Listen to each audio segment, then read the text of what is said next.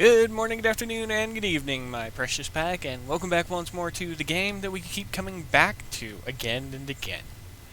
That is VEGA Conflict. We're going to start the week off by taking care of what I said I was going to end the week with last week. So that's going to be the fleet of Mk5 or Elite Zeuses, as well as just a quick once-over of what they do, and then their little combat against the Malware 98, how proficient they are, and yada yada yada. First thing to note, Tatiana is level 100, not much of a surprise, but let's go through the fittings. And one thing you will note, even without Tatiana, the fleet can still complete the combat. It just takes a little bit longer due to the reduced damage against the screens, due to the increased cannon damage and stuff like that. But right off the bat, the Sovereign Carrier isn't fully changed because I started building the new screen shakers and whatnot, and I couldn't get around to refitting it, but essentially it was going to have 3 Cyclotron 2s and 3 Cyclotron 3s. It was going to have Xenos, naturally. And that's about it. The fitting is fairly straightforward. On-guard overdrive, Zephyr thrusters, heavy energy resistance due to the operators. Not too worried about plasma damage against it because most of the time it's going to be at a longer range than what else is going to be supporting it, and that is the Zeuses. When it comes to Zeuses, they are full energy bound as well, even resistor on the backside, full Xeno weaponry, harmonic, Zephyr thrusters, stuff like that.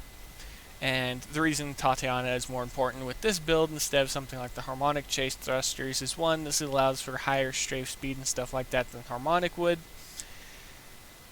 She also helps boost it so you can actually counter the negative effect of the drain for the 15% that I believe the Zephyr thruster has. And just like before, heavy energy resistance, and that's about it. Let's go ahead and let's jump over to the fight real quick. Okay, here is the Malware 98. This drops the operator as well as the tech for it, and the reason we're going for the operator is because from the operator you can go after the Horde Cannon, from the Horde Cannon you can go after your Leviathan. Once you have the Leviathan, you can start using it to farm for itself, and you can get it up to Elite that way. Now, right off the bat, I wanted to strafe backwards because I wanted to put a little bit of distance between the operators and the Trojans, so it'd be a little bit easier to handle the fight. Now, the Sovereign helps here in a portion of the way because it does help to negate the phase charge. When it's firing, when it's not doing anything, it's kind of inefficient.